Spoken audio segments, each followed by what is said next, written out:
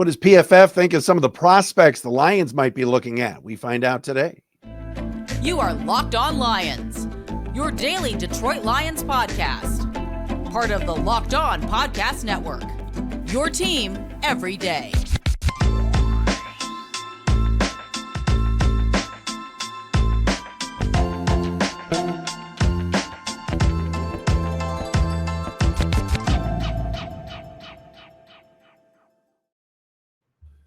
What's happening, everybody? Matt Dery back with you on a Wednesday edition of Locked On Lions right here on the Locked On Podcast Network, your team every day on a Valentine's Day, February 14th into Thursday, February 15th. Thanks for making us your first listen and checking us out wherever you get your podcasts. Of course, follow us on Twitter at Dery Speaks, at Locked On Lions, Matt Dery Facebook fan page, and, of course, thanks for subscribing and watching us on our Locked On Lions YouTube channel. Want to talk some draft today for sure, and the Lions. First, though, we're brought to you by our friends at FanDuel. Make every moment more. Right now, new customers get $150 in bonus bets with any winning $5 bet. That's $150 if your bet wins. Visit FanDuel.com/lockedon to get started. For those of you on our YouTube channel watching us, new face on the show today. Everybody knows I'm a giant slappy for a PFF. Our man Dave Salfaro always hooks us up with the best in the business when it comes to Pro Football Focus. The man that really is watching the draft, watching college football very closely, and is a proud graduate of Syracuse University. My man Max Chadwick is with us today on the program. What's up, Max? I'm doing great, man. Thanks for having me on. I mean, I forgot to tell you before the show, one of my other best friends from Syracuse, PJ, works on the Lions social media team. So we have all kind of become huge Lions fans through that. He actually brought us out to the Broncos game this past year. But yeah, man, it's cool to talk to you. It's kind of been my one of my favorite NFL teams now because of PJ. So, oh man, PJ got his picture taken. Was it with Eminem? He got his picture taken with somebody famous this year.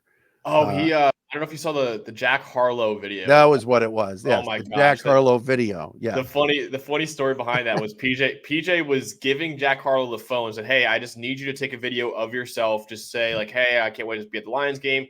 And Jack Harlow told him, he's like, "Hey, I'm not doing this unless you're in the video with me." Yes, PJ was like, "Dude, my boss would kill me. Please do not have me in the video with you." And then he's like, "No, I'm not doing it unless you're with me." So he took the video with him. He's like, "Hey, it's my boy PJ." It's like it was hilarious that one of the biggest musical artists today was like, "No, I'm not doing this unless you're in it with me, man." So yeah, he's kind of living the dream right now in Detroit, which is pretty cool. I love it. No, PJ's great, and they do all those guys, social media team. The team behind the scenes of the videos. And of course, we always talk about the media relations crew do a great job. All right. So give me your impressions, Max. You're watching a lot of college football, certainly in the draft, which I want to get into, but as you look now where Detroit sits and you know, they were 30 minutes away from the Super Bowl. How do you assess where the Lions are going? They're in a good spot, obviously, being that close to making their first ever Super Bowl. They're in a good spot with their roster. Now, of course, there always is places to upgrade on every NFL team, even the Kansas City Chiefs, who just won the Super Bowl. So when you look at the Lions roster right now, I think you got to start on the defensive side of the ball. And the two positions that I think that they're really going to be targeting early, probably in the NFL draft, if they don't address it in free agency, is probably corner and interior defensive line. Now, Ali McNeil did look really good this past season, kind of had a breakout year for them, but I still think they can improve along that aspect. But I really think the top need for them is probably corner heading into free agency. And luckily for them, it is a pretty good corner class. And with that 29th overall pick, there should be some guys available that are worthy of being selected in the first round with that pick. So heading into the draft, those are the kind of two positions for the Lions I think that they will probably address maybe in the first two rounds of the draft, grabbing a corner and then a defensive tackle after that. I want to get into all of that with you. But, in terms of how impressive this Brad Holmes, Dan Campbell regime has been, going from 3 wins to 9, obviously to 12, plus the 2 in the playoffs. Are you one of those that believes, yes, the Lions should be right back in the NFC Championship game next year and win it? Yeah, they definitely have a shot to. I think the betting odds came out immediately after the Super Bowl as to who will win the Super Bowl next year. And the 49ers, I know, were the favorites. The Lions, I believe, were second in the NFC at least. They were fifth overall. Yep. Fifth overall. So yeah, exactly. So they're absolutely. They bring back basically the entirety of their core. They got a few free agents that they might bring back, but none that are really like that massive, honestly. They got some young superstars. Penei Sewell was probably the best offensive tackle in the NFL this year after being a dominant one at Oregon, so it really wasn't that surprising. But yeah, they got some young players that you should really be excited about, young guys that don't need to be locked up on long-term deals just yet. So yeah, I think 2024 should be expected the same. I think this team is definitely going to be contending for yet another, first ever Super Bowl appearance for them.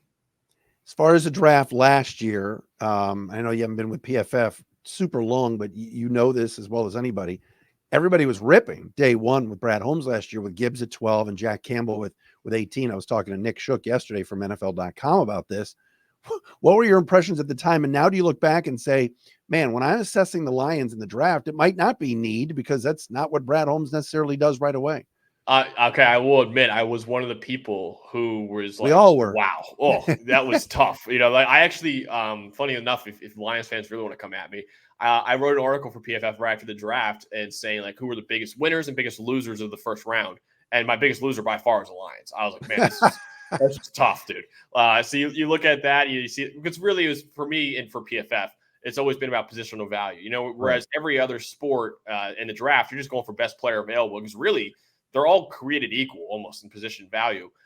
In NFL, it's not the case. So when you get a running back, which is the least valuable position in football, at least on offense and defense, and then on linebacker, which I believe was like one of the lowest, might be the lowest defensive value for us. Middle linebacker. Yeah, it was weird. It was a little weird. And then I loved, so it was funny enough because they made up for it by taking Brian Branch, who I thought should have been a top 15 pick in the NFL draft. They took him in the second round.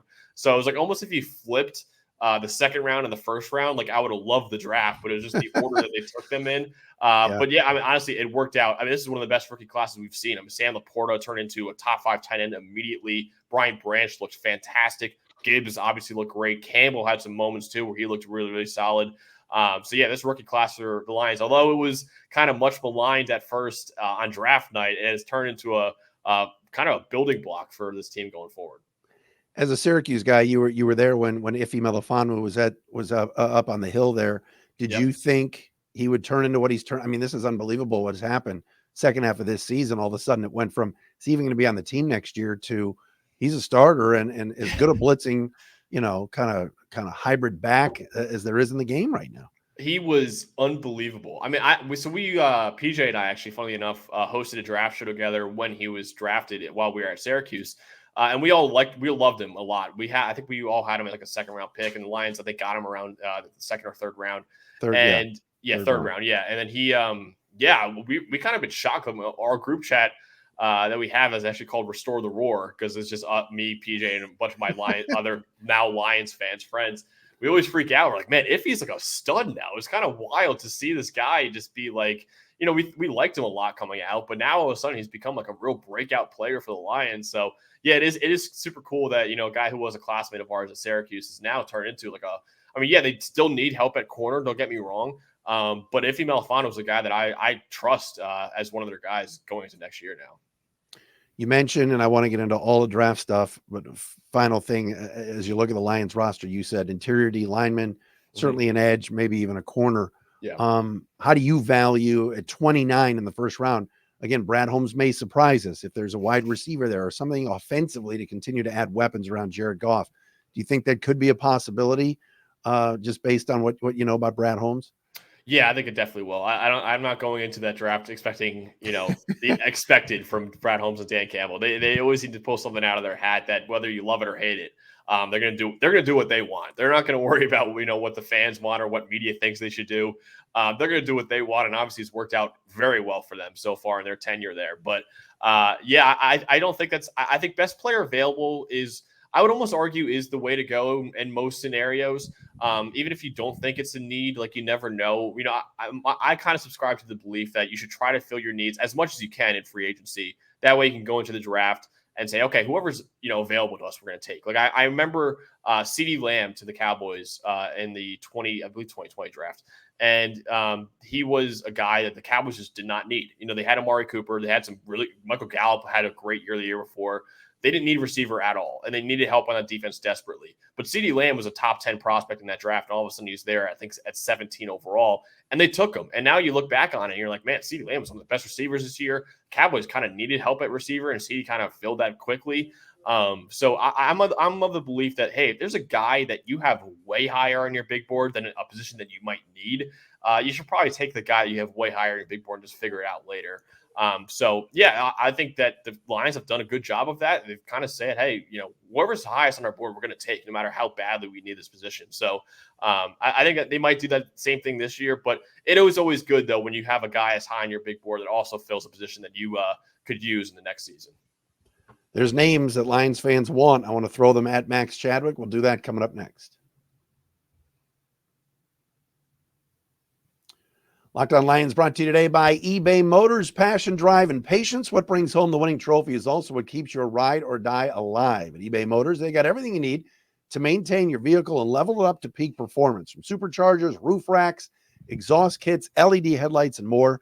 Whether you're into speed, power, or style, eBay Motors, they've got you covered. With over 122 million parts for your number one ride or die, you'll always find exactly what you're looking for. And with eBay Guaranteed Fit, your part is guaranteed to fit your ride every time or your money back. Because with eBay Motors, you're burning rubber, not cash. With all the parts you need at the prices you want, it's easy to turn your car into the MVP and bring home that win. Keep your ride or die alive at ebaymotors.com.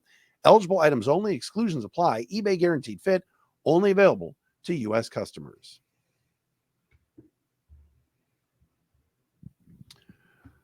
Close friend of PJ Clark and analyst for Pro Football Focus, PFF, on the college side. Our man Max Chadwick is with us from PFF today here on Locked On Lions. Max, it's crazy. So 29, let's just sit there for a second with the Lions. Obviously, the Lions haven't drafted this late in the first round and in decades, maybe ever. How do you look at the cornerback market? Let's start there. Could a Cooper DeJean be at 29? Could Mitchell somehow drop to 29? How do you view corners and that spot right now? I think, DeJean would be a dream if he fell at 29. I'd love it. He is. I actually, fortunately enough, was able to interview him this past year, and he super quiet guy, which is funny because usually the corners are the ones that are like really jawing and all that. And he was super quiet. He just goes about his business, man. And he is. He might be the best corner in the draft, honestly. His tape the last couple of years has been fantastic, both as in coverage and as a run defender. Super versatile player. You can play him even at safety if you absolutely need him to. But I do think he's worth trying out at outside corner. And he's such a freak athlete, man. I mean, I was looking up some stuff about him. I think he holds his high school record for passing yards, passing touchdowns, receiving yards, receiving touchdowns, and interceptions, while also leading them to the first 2 state titles ever. He has more career basketball points than Harrison Barnes, who's on the Sacramento Kings right now, on Iowa's all-time scoring list. I think he won the state title in like the 200-meter dash, the long jump, all like this guy, and he played like 3 years of varsity baseball too. Like he's done everything you could do in high school, and I think he won a high school dunk contest too. Oh my gosh, you got to look up Cooper. It's just stupid what this kid is doing out there.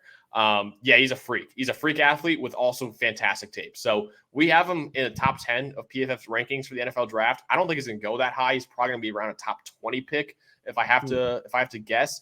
But if he falls to 29, I think that is a slam dunk pick for the Lions to take him. But yeah, I mean, you got him. Kool-Aid McKinstry is another guy that I love. He's just a lockdown corner. For Alabama, there's a chance he might be available there at 29. Quinyon Mitchell has really moved up draft boards a lot.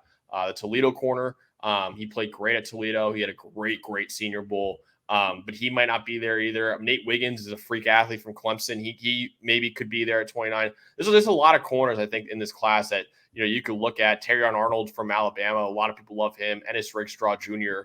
We have right around that range too. The corner from Missouri. Like I said, there's a lot of corners. I'd be surprised if all of those guys are gone by the time that the Lions pick at 29th overall. I want to ask you about Mitchell. I'm not sure you and I didn't talk about this if you were at the Senior Bowl or not, but obviously he really impressed and is moving up. And it's interesting because he's just down the road here, down 75 in Toledo.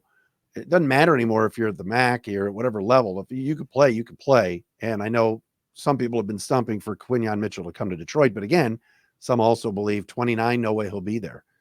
Yeah, honestly, before the Senior Bowl, I would have said, yeah, definitely he's going to be there. After that, no, because the funny thing with Quinyon Mitchell is, so he's been like one of our highest graded corners each of the last 2 seasons. Actually, I think he was the highest graded corner last year, and I believe he was the highest graded corner this year.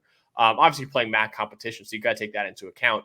But he forced a ton of incompletions. But the problem with Quinyon Mitchell's tape going into the Senior Bowl was he never played press coverage. Like he only played exclusively like 5-10 yards off the ball, off coverage. So the big question was going in, can he play press coverage? He went into the Senior Bowl, played press coverage against some really, really good receivers and locked them down. So that to me was the biggest reason why he moved up dramatically on everyone's big boards. Because it's like, okay, can he play press coverage or not? And he proved that he can, even though he's never done it in college. So it was pretty insane to see him just immediately pick it up and be elite at it against some really talented receivers from the Power 5 level, and he did it immediately. So that's why, yeah, he's probably going to be a top 20 pick. He might even be the first corner off the board. Just how good his tape was at Toledo, and then, of course, now at the Senior Bowl, like proving he can play press coverage. But if he's there at 29, I think Dan Campbell, that's the kind of corner I think Dan Campbell would love to have on his team, honestly. I just don't know if he'll be there anymore after how amazing he was at the Senior Bowl. Yeah, I mean, if Mitchell and DeJean are gone, I mean, is McKinstry next up for you? You mentioned the kid from Missouri, and everybody here is infatuated with Darius Robinson from Missouri, who's a Detroit kid and obviously a defensive lineman. It would be interesting if they could grab a couple of Missouri kids, one in the first, one in the second, which is possible. Yep. It is definitely possible. I love Kool-Aid McKinstry. I think he's getting a little slept on, honestly, in this draft. I haven't really put together my own NFL draft rankings yet. I kind of leave that to Trevor Sycamore, who is like one of the best in the business at he is. Being a draft analyst. But I would probably have Kool-Aid McKinstry probably above Quinyon Mitchell and maybe right behind Cooper DeJean for the NFL draft. I mean, yeah, McKinstry, is he the freak athlete that Cooper DeJean or even McKinstry's teammate Terry Arnold is, or Nate Wiggins? No. But what he's been a guy that's just locked down. He's kind of like, he's got like Sauce Gardner tape almost, where it's just like, it's boring watching it out there because quarterbacks don't even look to that side of the field anymore. And honestly, Kool-Aid McKinstry is the biggest reason why Terry Arnold was able to have such a massive year this year, is because they were throwing at Terry Arnold because they said, we're not even going to look at number one's way because Kool-Aid was just that amazing and that lockdown of a corner. So he's a lockdown corner. He's not going to get too many interceptions. But again, it's just like he takes away an entire side of the field. And I'm not trying to make this comparison, but it was like, a lot like what Darrelle Revis did with the New York Jets, where it's just like, man, you're not even going to look at that side of the field. That's what he does for Alabama. That's what he did for Alabama. And I still think he's very worthy of being a first-round corner. Now, of course, there are concerns with, how quick he is, how fast he is. But when you dominate the SEC like that for 2 years, for Nick Saban's defense as well, being a top corner for 2 years, I don't really have too many questions with him. I think he deserves to be a first-round pick and probably a top 15, top 20 pick. But again, there might be some teams that are scared off by the NFL Combine, whatever he runs in the 40s. So if he's there at 29, I mean, again, I think that is another home run pick that Dan Campbell can make. Max Chadwick with us, college football analyst for our friends at Pro Football Focus. I mentioned before about Darius Robinson. Do you view him inside, outside in terms of a D lineman? And would that be a stretch to get him at 29? I think that would be a little bit of a stretch. I think he's a guy, again, he had a great Senior Bowl. He definitely moved up a lot on draft boards. We have him right now at 38 on our big board. So I wouldn't be too much of a stretch. He played well this past season. But I do think there are other edge defenders I probably want in this class other than Darius Robinson. I think there are other guys in this class that are, maybe just as good of an athlete and also had, I think, better tape. But yeah, I mean, his Senior Bowl definitely made him a lot of money, honestly. So I wouldn't hate that. I would much more prefer in the second round. But again, I don't know if he'd be available in the late second round. He probably wouldn't be available in the late second round the way he's going right now. But again, I would probably prioritize one of these corners that we've talked about at 29 over a Darius Robinson at that range. You mentioned before about interior D linemen. Anybody that jumps out at you that you say, look, I love the corners, but you can get a corner in the second or third. Yeah, I'm taking this guy at 29. What would you say? Yeah, I think there were two guys that I would say are worthy of being selected at that pick. One of them I don't think will be there. Jerzon Newton, who maybe was my favorite interview I've ever done. He is hilarious. And I still actually keep in touch with him to this day. He is a guy that I think has been, a dominant defensive tackle for Illinois in each of the past 2 seasons. Like, he's been one of the best leaders in pressures. He's also been a terrific run defender. He's a little undersized, which I think will maybe drop him on some boards, but I would take this guy probably top 10, top 15. We'll see what happens in the NFL draft. He might go lower than that. But if he's there at 29, I would be, again, that's another home run pick that I'd probably maybe even prioritize over all of the corners in this class if he's available there. He's probably going to go top 20 if I had to make a prediction. And the other guy that I think would be worthy of it is Byron Murphy, the defensive tackle from Texas. Texas had by far the best D tackle duo in the country this year. I believe they actually had our 2 highest graded D tackles in the country, both from Texas. Tavondre Sweat, who's more of a run defender that I wouldn't really prioritize that high in the NFL draft. Byron Murphy is more of a pass rusher and still a really good run defender as well. So he's a guy that I loved his tape this past year. Again, he also, like Jerzon Newton's, a little undersized, but he was a dominant pass rusher for Texas this year. If he's there at 29, I would still probably look at the corners above him if they're available too. But I would not hate at all Byron Murphy being the selection for the Lions at 29th overall. Final couple of minutes with Max Chadwick coming up next. I want to ask him about some edge rushers and then just some other guys that he's fallen in love with when it comes to this draft. We'll do that next right here on a Wednesday. Locked On Lions. Back, though, to tell you about our friends, at FanDuel. Get your buckets with your first bet on FanDuel, America's #1 sportsbook. Right now, NBA is hot. We know this. We're getting ready for the playoffs. Unfortunately, that's not happening here, but new customers get $150 in bonus bets with any winning $5 bet. That's $150 if your bet wins. All right. Bet on all your favorite NBA players and teams with quick bets, live same game parlays, exclusive props, and more. Last night, you maybe were sweating it out if you had the Lakers. Lakers and Pistons were kind of right on the number throughout the evening. At the end of that game, of course, before the Lakers pulled away. Visit FanDuel.com/lockedon. Shoot your shot. FanDuel, official sports book partner of the NBA. Max Chadwick with us from PFF, college football analyst. Mentioned before, Trevor Sickma. We'll have Trevor on a couple more times, certainly before the draft. He is the best and an alum, by the way, of the Locked On Podcast Network. All right, Max, take me through edge rushers real fast. Could be a spot. I mean, look, the Lions could trade for Hassan Reddick. They could sign an edge in free agency like a Brian Burns or a Daniil Hunter. But as far as the draft goes, who stands out for you at that spot? Yeah, it's an interesting edge class. I think you're going to find a different edge ranking no matter who you talk to, honestly. My top guy probably is Laiatu Latu. Now, he's a guy that has some medical concerns, and I think will be addressed at the combine. Hopefully, it all checks out for him. He had to medically retire at Washington due to a neck injury. Then he got cleared at UCLA when he transferred there, and he's been dominant. He actually set the record this past year for the highest graded season we've ever given to a Power 5 player. I believe at a 96.3. Yeah, 96.3 mark this past year. Wow. So he's dominant. He's such an advanced pass rusher. Clearly loves the game. The game was taken away from him. So he's a guy now that's like, I'm not letting it get and take away from me again. He dominated the Senior Bowl as well. I love Laiatu Latu. And again, is he the freak that maybe a Dallas Turner is? No, but his tape was so dominant over these past 2 seasons. Again, medicals have to be checked out. So that's a big thing for him. But if they are, I would take him probably as the first edge. Dallas Turner, I like a lot too. Like I said, he's a freak athlete. Really stepped in well for Will Anderson Jr. after he left. Jared Verse, powerful edge who's played really well for Florida State each of the past 2 seasons.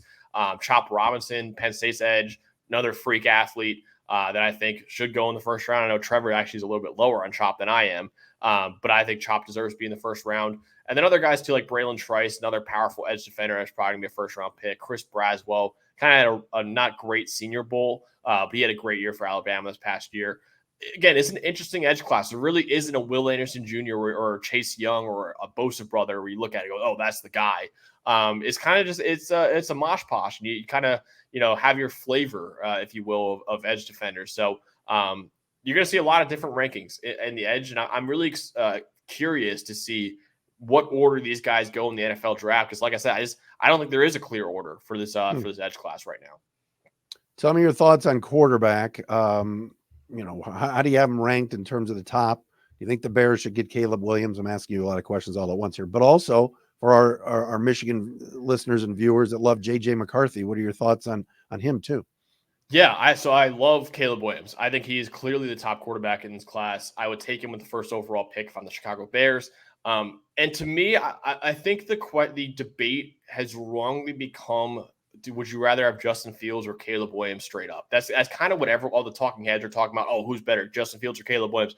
That's not the question. The question is, who's better, Justin Fields, $40 million a year, or Caleb Williams, $4 million a year?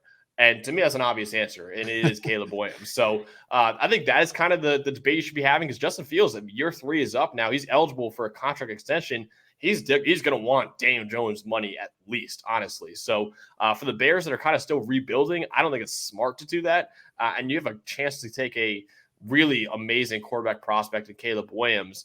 I would take him first overall. I think Drake May is a clear number 2 in this class. And then I think Jaden Daniels is a clear number 3. And then after that, you can get a little funky with it. I like JJ. I would not take JJ in the first round. Will he go in the first round? I believe so. And will he be the 4th quarterback off the board? Yeah, he definitely could be over Michael Penix Jr. and over Bo Nix. He just hasn't really had the chance to kind of show what he can do too much. When he has, it's looked good. But he's kind of been, again, not relied on too much. I'm a huge Penn State football fan, actually. And he had 8 dropbacks total in that game, and he didn't have a single dropback. He didn't throw the ball once in the second half. Yeah, like that's crazy. That's crazy for a guy that you're gonna. But it worked. It worked. It worked because you have Blake Corum and Donovan Edwards and that awesome offensive line and a great defense. It's. I would not draft JJ McCarthy with the expectation that he'll be my guy next year.